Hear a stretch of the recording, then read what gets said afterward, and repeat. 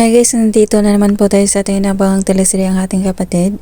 At dahil sa kagawa ni Via kung saan dinala niya ito si Belle doon sa bar, kung saan nilagyan niya ng pampatulog yung gamot, yung inumin ni Belle, kung kaya't nung nainom na niya ito, biglang nahilo ito at nakatulog. At tinawagan na naman ni Via itong kasabot niyang si Milania at papunta na doon yung tuwahan ni Milania para kunin itong si Belle.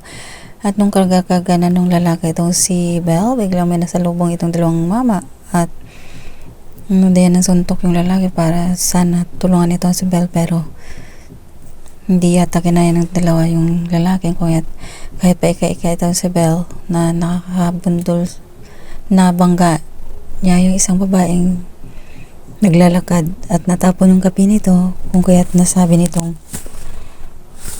yung kape niya daw at hindi daw nag-iingat itong si Belle, pero diretso pa rin yung babae nung sinabi ni Belle na humingi ito ng tulong sa kanya. At yun, naalala ni Belle na kape pala yung natapon, kinuha niya yun at ininom niya yun para kahit pa paano may masamasan siya. Pero biglang dumating naman itong lalaki at sinunggaban siya, pero yun, nakawala naman itong si Belle at nagtago ito sa basurahan kung saan kahit sobrang baho at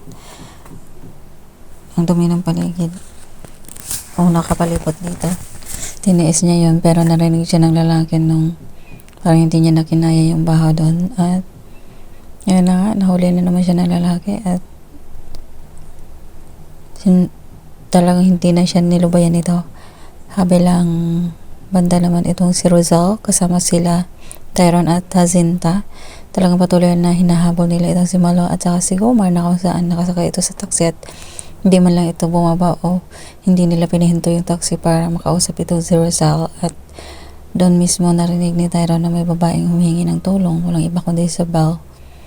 Dahil pinipilit ng lalaki na dalhin daw itong si Belle, at yun na nga, nakalupasan na ito doon sa kalsada at biglang dumating si Tyrone at sinuntok yung lalaki, pero ay parang ang lakas ng lalaki, kung kaya't na tumba itong si Tyrone at akma na sana itong aambahan ng mabigat na bagay, pero biglang dumating itong si Jacinta at pinalo ng 2-4 yung lalaki, kung kaya tayo natumba ito. At tinulungan niya itong si Tyrone, samantala itong si Belle naman ay nandun na sa kina Rosal at dinala nila ito sa hospital, kung saan napapaisip si Belle kung bakit siya napahamak na gayong kasama niya naman yung kanyang mami. At ayun na nga, si Bia kausap si Milania, magkasama silang dalawa. Dismaya do dahil hindi natuloy yung mga plano nilang dalawa at may mas mga naisip pa silang plano para lang pagpirahan itong si Belle at pati na din yung kanyang nanay na si Rosal. Sa hospital naman, kung saan andun si Tyrone, kinakausap niya itong si Belle at parang nagdududa ito sa mga sinagot ng mami ni Belle nung tinawagan niya ito, dahil parang nakukunwari lang ito na concern dito kay Belle. At ayun na nga, para ipakitang concern ko, pupunta ito sa hospital kung saan nandun si Rosal at kinakausap si Belle, dahil kung hindi daw kay Belle makikita na sana ni Rosal yung kanyang anak, pero ayun, okay lang daw para kay Rosal dahil parang anak na din yung turing niya kay Belle. At ayun, nagkakapan ng dalawa dahil talagang sobrang emotional yung usapan nila. At biglang dating naman itong Via, pumasok ito doon sa room kung saan nagulat ito sa nakita niya at ininsulto niya na naman ang bungga itong si Rosal. At ayun na nga, nasabi ni Rosal na baka hindi niya lang alam yung feeling ng pagiging ina, pero ayun, nasabi niya na once daw sa buhay niya ay nawala na din na daw siya ng anak, kung kaya't naikwento niya ang nangyari sa kanya, kung kaya't parang natamimi din itong si Rosal. Pero syempre iba pa rin yung plano ni Bea, gusto niya din pa rin maghiganti.